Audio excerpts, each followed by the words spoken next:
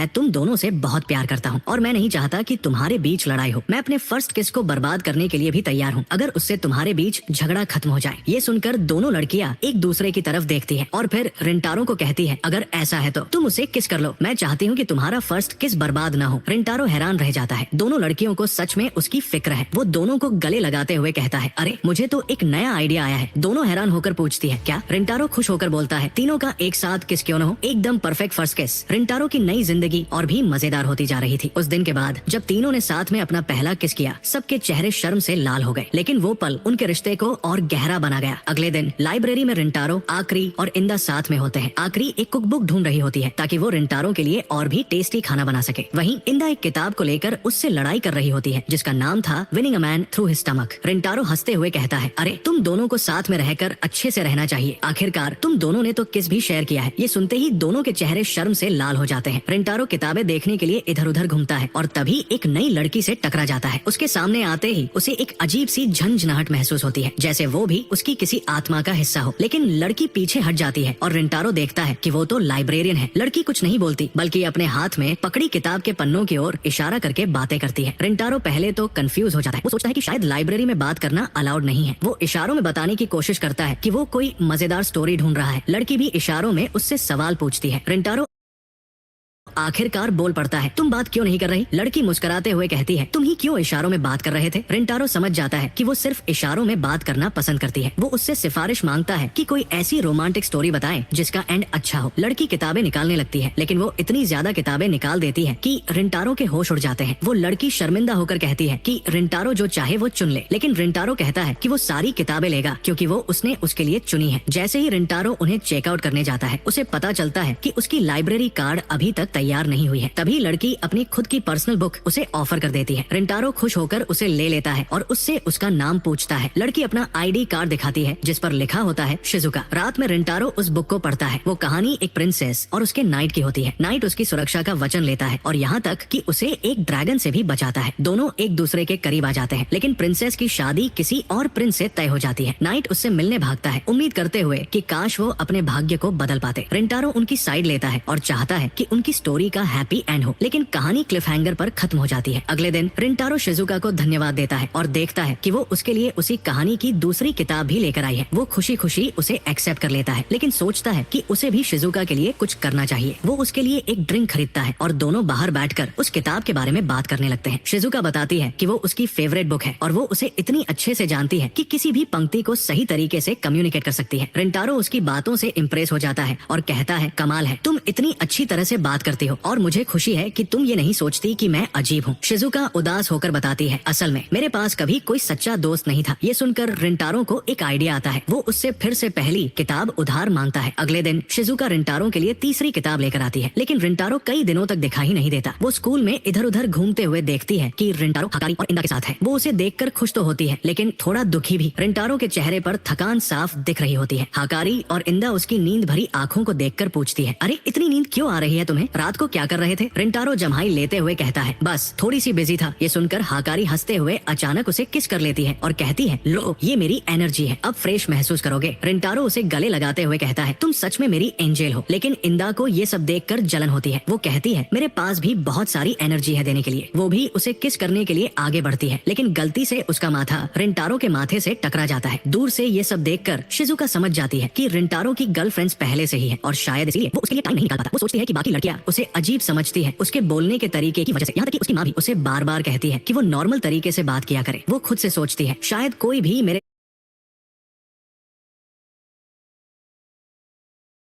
जैसे से इंसान से बात करना पसंद नहीं करेगा। लेकिन तभी अचानक रिंटारो उसे ढूंढते हुए आता है और मुस्कुराते हुए कहता है, आखिरकार अब मैं तुम्हारा उधार चुकाने आया हूँ। वो उसे अपने फोन में एक ऐप इंस्टॉल करने को कहता है और फिर वो दिखाता है कि उसने पहली किताब का पूरा टेक्स्ट मैन्युअली टाइप करके ऐप में डाल दिया है। अब देखो, तुम बस वर्ड सेलेक्ट करो और वो वॉइस में प्ले हो जाएगा। रिंटारो उसे एक्साइटमेंट के साथ समझाता है। शिजुका हैरान हो जाती है। उसे पता था कि उस बुक का ई बुक वर्जन कभी रिलीज ही नहीं हुआ था। मतलब रिंटारो ने खुद से पूरी किताब टाइप की है। रिंटारो समझाता है, जब तुम किताब से बात करती हो तब हम एक दूसरे को देख नहीं पाते, लेकिन इस ऐप की मदद से हम एक दूसरे की आंखों में देख कर बात कर पाएंगे। वो ये भी कहता है कि ये तरीका उसे कम्युनिकेट करने में मदद करेगा। थोड़ी झिझकते हुए शिजुका कहती है, मैं तुमसे प्यार करती हूँ। लेकिन तुरंत ही पीछे हट जाती है और कहती है, अरे भूल जाओ, ये सब सिर्फ मजाक था। लेकिन रिंटारो उसे मुस्कुराते हुए जवाब देता है, मैं भी तुमसे प्यार करता हूँ। शिजुका के मन में आता है कि शायद उनकी किस्मत में एक साथ होना नहीं लिखा, लेकिन रिंटारो कहता है, हम अपनी किस्मत खुद बनाएंगे, चाहे कुछ भी हो जाए। वो शिजुका को अपनी दोनों गर्लफ्रेंड से मिलवाता है और कहता है कि वो उसे अपनी नई गर्लफ्रेंड के रूप में ऐड करना चाहता है। इंदा उसे पागल समझती है, लेकिन हाकारी उसे धन्यवाद कहती है कि उसने उन्हें छोड़कर किसी और के पास जाने की बजाय उन्हें भी साथ रखा। रिंटारो समझाता है, देखो तुम दोनों मेरे लिए एक तेल के कुएं की तरह हो और शिजुका एक नई जगह की तरह है। मतलब तुम दोनों पर कोई असर नहीं पड़ेगा, बल्कि अब मैं तुम दोनों को और भी ज्यादा चेरिश करूंगा। वो कसम खाता है कि अगर वो कभी उन्हें निराश करता है तो वो सेप्पुकु असम्मान की मृत्यु करेगा और मजाक में ये भी कहता है कि उसने अमेज़न से इसके लिए खास चाकू भी ऑर्डर कर रखा है। रिंटारो हाकारी और इंदा को शिजुका के बारे में और बताता है। वो कहता है, जब शिजुका किताबें पढ़ती है तो उसका एक बहुत ही प्यारा आदत होती है। वो अपने पैरों की उंगलियों को ऐसे हिलाती है जैसे किसी पपी की पूंछ हिल रही हो और इससे उसके फीलिंग्स का पता चलता है। फिर वो बताता है, और हाकारी तुम्हारी भी एक क्यूट आदत है, जब भी तुम सोचती हो तुम अपनी उंगलियों को काटती हो और सच बताओ तो ये मुझे काफी क्यूट लगता है और हाँ थोड़ा टर्न ऑन भी कर देता है। इंदा को चिढ़ाते हुए रिंटारो कहता है, और इंदा जब भी कोई तुम्हारी तारीफ करता है और तुम उसे झाड़ने की कोशिश करती हो तो तुम अपने बालों को उंगलियों से घुमाने लगती हो और वो भी मुझे बहुत प्यारा लगता है। हाकारी और इंदा ये सुनकर चौंक जाती है कि रिंटारो उनकी इतनी छोटी छोटी आदतों को भी नोटिस करता है। वो सोचती है कि शायद वो सच में उनसे बहुत प्यार करता है। रिंटारो मजाकिया अंदाज में बताना जारी रखता है कि जब वो हाकारी और इंदा को किस करता है तो वो कैसे बर्ताव करती है, लेकिन ये सुनकर शिजुका अचानक असहज हो जाती है। उसे अब एहसास होता है कि रिंटारो ने पहले ही हाकारी और इंदा को किस कर लिया है। हाकारी हंसते हुए पूछती है, अरे शिजुका क्या तुम भी किस करने में इंटरेस्टेड हो? शिजुका शर्माते हुए कहती है, ना नहीं, मैं अपना फर्स्ट किस अपनी शादी के लिए सेव कर रही हूँ। रिंटारो मुस्कुराते हुए कहता है, कोई बात नहीं शिजुका, मैं तुम्हें तब तक किस नहीं करूंगा जब तक तुम खुद तैयार ना हो। हाकारी और इंदा उसे देखती रहती है, ये उम्मीद करते हुए कि वो रिंटारो को किस कर लेगी, लेकिन शिजुका कुछ नहीं करती। दोपहर के खाने का वक्त होता है। हाकारी और इंदा रिंटारो को खाना खिलाने की कोशिश करती है, लेकिन इंदा को गुस्सा आता है क्योंकि हाकारी उसे रिंटारो को खिलाने का मौका ही नहीं देती। आखिर में दोनों रिंटारो के मुंह में खाना ठूंस ठूंस कर भर देती है। शिजुका दूर से ये सब देखकर मुस्कुरा रही होती है। रिंटारो नोटिस करता है कि शिजुका बहुत शांत है। वो सोचता है कि शायद उसे अभी इन सब के साथ एडजस्ट करने में टाइम लगेगा। रिंटारो सोचता है कि लोग अक्सर खुद को छुपाने की कोशिश करते हैं क्योंकि उन्हें डर होता है कि अगर उन्होंने अपने असली इमोशंस दिखा दिए तो लोग उन्हें किस तरह से देखेंगे। वो खुद से सोचता है, अगर तुम्हारे इमोशंस पहले से ही किसी के सामने रिवील हो जाए तो डरने की कोई बात ही नहीं रहती, फिर तुम वैसे ही हो सकते हो जैसे तुम सच में हो। रिंटारो हाकारी, इंदा और शिजुका से कहता है, चलो एक कार्ड गेम खेलते हैं और जो भी हारेगा उसे जीतने वाले के हाथों गुदगुदी सहनी पड़ेगी। वो सोचता है कि हंसी सबसे अच्छा तरीका है किसी को उसके असली इमोशंस दिखाने पर मजबूर करने का, और अगर सब एक दूसरे को गुदगुदी करेंगे तो शायद वो और अच्छे दोस्त बन जाएंगे। लेकिन हाकारी और इंदा के दिमाग में कुछ और ही चल रहा होता है। वो सोचती है कि अगर रिंटारो उन्हें टच करेगा तो वो हारना ही पसंद करेंगी। पहले राउंड में रिंटारो जीतता है और इंदा हार जाती है, लेकिन इंदा को इससे कोई प्रॉब्लम नहीं होती, बल्कि वो खुश लग रही होती है। रिंटारो उसे गुदगुदाने लगता है और इंदा हंसी रोकने की कोशिश करती है, लेकिन आखिरकार वो हंसते हंसते जमीन पर गिर जाती है। दूसरे राउंड में भी रिंटारो जीत जाता है और इस बार हारने वाली होती है अकारी खुशी से झूम उठती है क्योंकि अब रिंटारो उसे छूने वाला है। रिंटारो उसे गुदगुदाना शुरू करता है और अकारी खिलखिलाकर हंसने लगती है। वो हर पल को जैसे पूरी तरह एंजॉय कर रही हो, लेकिन तभी उसकी हंसी कुछ अजीब सी हो जाती है और वो गिड़गिड़ाकर कहती है, प्लीज प्लीज अब बंद करो, मैं बहुत ज्यादा गुदगुदी हूँ। पर असली वजह तो कुछ और ही थी। वो अपनी हंसी में पेशाब कर देने वाली थी। तीसरे राउंड में भी रिंटारो ही जीतता है और अब की बार हारती है शिजुका। रिंटारो मुस्कुराते हुए कहता है, अब देखना है कि तुम्हारी हंसी कैसी लगती है। वो उसे गुदगुदाना शुरू करता है, लेकिन शिजुका वो चुपचाप रहती है बिना कोई आवाज निकाले। फिर वो अपनी डिवाइस से एक मैसेज प्ले करती है, मैं हंस रही हूँ। रिंटारो उस पल में उसकी सादगी और मासूमियत देखकर पिघल जाता है। वो उसे और भी गुदगुदाने लगता है और हाकारी और इंदा दूर से उन्हें देखती है। सोचती है कि रिंटारो अब तक एक भी बार नहीं आ रहा, अब उनकी बारी है। अब वो चाहती है कि वो हार जाए ताकि उन्हें उसे गुदगुदाने का मौका मिले, लेकिन चौथे राउंड की विनर बनती है शिजुका और इस बार हारता है रिंटारो। शिजुका उसके पास आती है और जैसे सब उम्मीद कर रहे थे कि वो उसे जोर से गुदगुदाएगी, शिजुका बस धीरे से उसे पोक करती है। रिंटारो हंसने लगता है, वो एकदम झूम उठता है। हाकारी सोचती है, ये क्या, इतनी बड़ी चांस थी उसे छूने की और वो बस पोक करके रह गई। वो सोचती है कि शायद रिंटारो को शिजुका की यही शर्मीली और मासूम सी नेचर पसंद है, जबकि हाकारी खुद तो हमेशा अपने फीचर्स और अदा दिखाकर उसका ध्यान खींचने की कोशिश करती है। उसे लगता है कि वो कहीं ज्यादा पोजर बन गई है। अब शिजुका की नेचुरल चार्म उससे भी बड़ा खतरा है, शायद इंदा से भी ज्यादा। खेल के बाद रिंटारो बाथरूम चला जाता है और तभी इंदा शिजुका को रोकती है। वो जानती है कि शिजुका अभी भी रिंटारो से थोड़ा दूर दूर रह रही है। शिजुका कहती है, मैं अभी नहीं हूँ, इसलिए चाहती हूँ कि आप लोगों के बीच में ना आओ। पर इंदा उसे डांटती है, तुम रिंटारो की गर्लफ्रेंड हो शिजुका, तुम्हें पीछे हटने की कोई जरूरत नहीं है, ये तुम्हारा खुद को दूर रखना इरिटेटिंग है। शिजुका झट से माफी मांग लेती है। ये देख इंदा और भड़क भड़क जाती है। तुम कभी जवाब क्यों नहीं देती, कभी लड़ती क्यों नहीं? शिजुका अब सच बताती है, मुझे डर लगता है। हाकारी बहुत अट्रैक्टिव है और तुम्हारे पास उस खूबसूरती को कैरी करने का कॉन्फिडेंस भी है, लेकिन मैं तो कुछ भी खास नहीं हूँ। मुझे डर है कि रिंटारो मुझे तुम दोनों से कंपेयर करेगा। ये सुनकर इंदा और हाकारी का गुस्सा पिघल जाता है। उन्हें शिजुका की मासूमियत प्यारी लगने लगती है। हाकारी उसे दिलासा देती है, रिंटारो की नजर में तुम भी उतनी ही खूबसूरत हो, इसलिए वो तुम्हें अपनी गर्लफ्रेंड मानता है। वही दूर से रिंटारो पूरे सीन को देख रहा होता है। वो सोचता है, मेरी प्लानिंग उम्मीद से भी ज्यादा अच्छी चली गई। जब शिजुका ने उसे पोक किया था, उसने नोटिस किया था कि इंदा उसे बड़ी टेढ़ी नजर से देख रही थी। रिंटारो ने समझ लिया था कि इंदा शिजुका से भिड़ना चाहती है, लेकिन उसने सोचा कि अगर वो खुद कुछ नहीं करेगा तो शायद सब अपनी अपनी फीलिंग्स खुलकर दिखा पाएंगे। अब वो गर्व से देखता है कि उसकी सारी गर्लफ्रेंड्स एक दूसरे से खुल रही है। जैसे ही वो वापस आता है, इंदा उससे कहती है, रिंटारो, शिजुका को फिर से तुम्हें गुदगुदाना चाहिए। पिछली बार तो उसने पूरा किया ही नहीं। और हाकारी भी चीयर करती है, हाँ शिजुका, इस बार पूरा जोर लगाना। जैसे ही शिजुका को समझ आता है कि इंदा और हाकारी उसे आगे बढ़ने में मदद कर रही है, वो खुद से कहती है, इतना प्यार मिल रहा है, अब मुझे भी कुछ करना चाहिए। वो धीरे से रिंटारो के पास जाती है और कहती है, मैं तुम्हें किस करना चाहती हूँ। रिंटारो मुस्कुराता है और दोनों का पहला प्यारा सा किस हो जाता है। शिजुका शर्मा जाती है, उसकी हल्की सी ब्लश प्राइसलेस। लेकिन तभी हाकारी बोल पड़ती है, मुझे भी किस चाहिए। उसके मन में चल रहा होता है, क्या मैं वाकई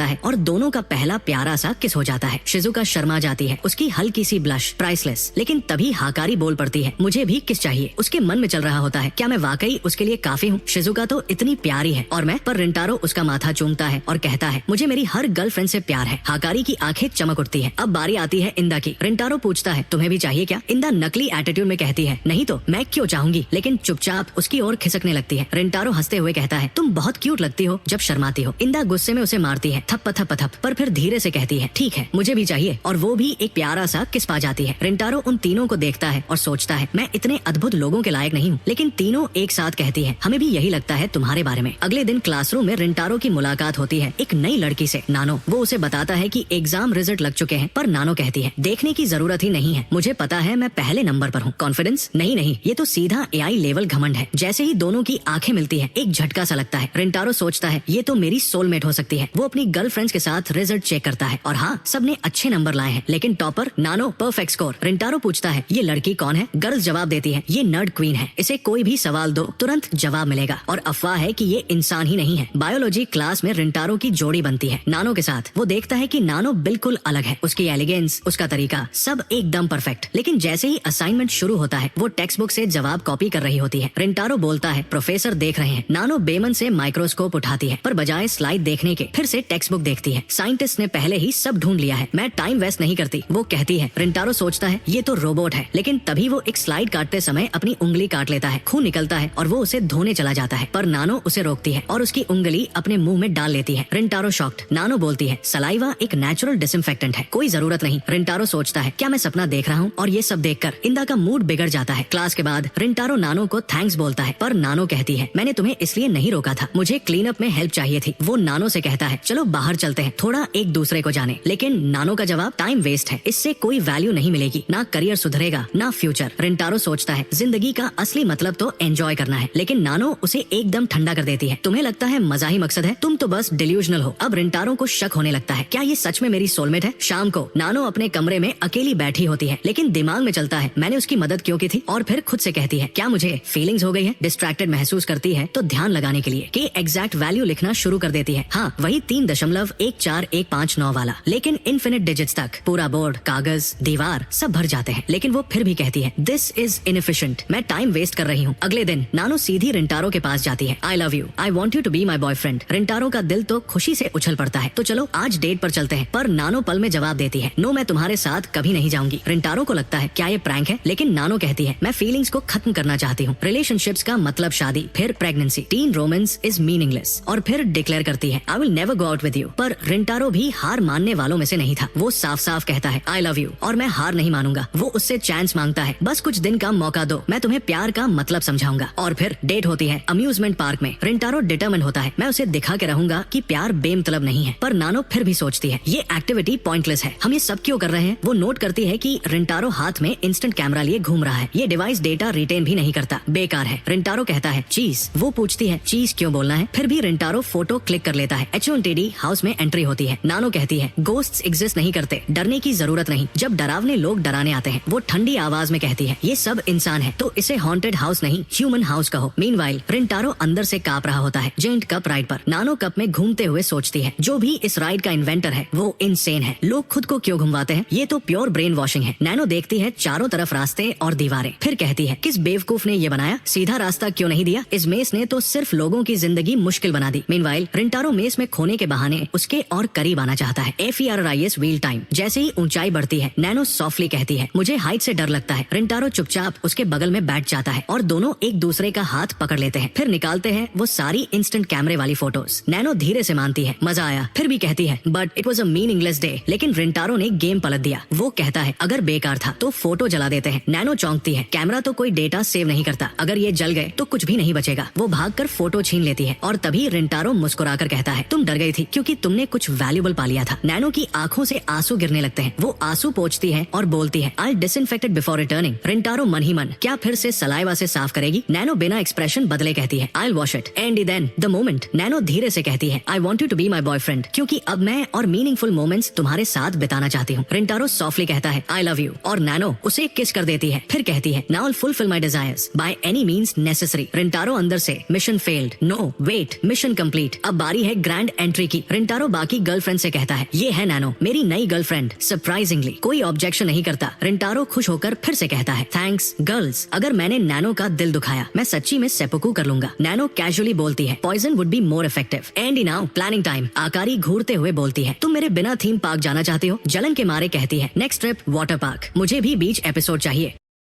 Streaks hair serum মাত্ৰ 3টা পাম্পছ এপ্লাই আৰু শাইন, আৰু এই শাইন থাকে দিনটো ধৰি চাব। Shine on and on and on. And the award goes to Isabel Cat. আছে ন শাইন দি থাকে দিনটো ধৰি। Streaks hair serum এতিয়া মিনি পেক মাত্ৰ 25 টকাত। Big Basket. Yummiest carbide-free mangoes delivered in just 10 minutes. तो भाई को पिछले पार्ट में एक नहीं, दो नहीं, तीन भी नहीं बल्कि 4 से 4 लड़कियां मिल गई। मतलब हमें यहाँ एक भी नहीं मिलती और इस नल्ले को सीधी 4 गर्लफ्रेंड्स मिल गई। मैं नहीं रहने वाला भाई पृथ्वी पर, मैं तो जा रहा हूँ मंगल पे। और अगर इस वीडियो को सिंगल लोगों ने पूरा देख लिया और कमेंट में मैं भी सिंगल हूँ भाई लिख दिया तो अगला पार्ट वही से ही बना दूंगा, मंगल ग्रह से। कहानी शुरू होती है इनके साथ जो स्विमिंग सूट खरीदने गई थी, पर मैडम की हालत ऐसी थी जैसे UPSC का पेपर चुन रही हो। हर एक सूट देखकर ऐसा लगता था कि क्यूट तो है, पर क्या मैं भी क्यूट लगूंगी। और फिर सोचा चलो रिंटारो को शायद पसंद आ जाए, तो दिल तोड़ा स्वाभिमान का और खरीद डाला। अब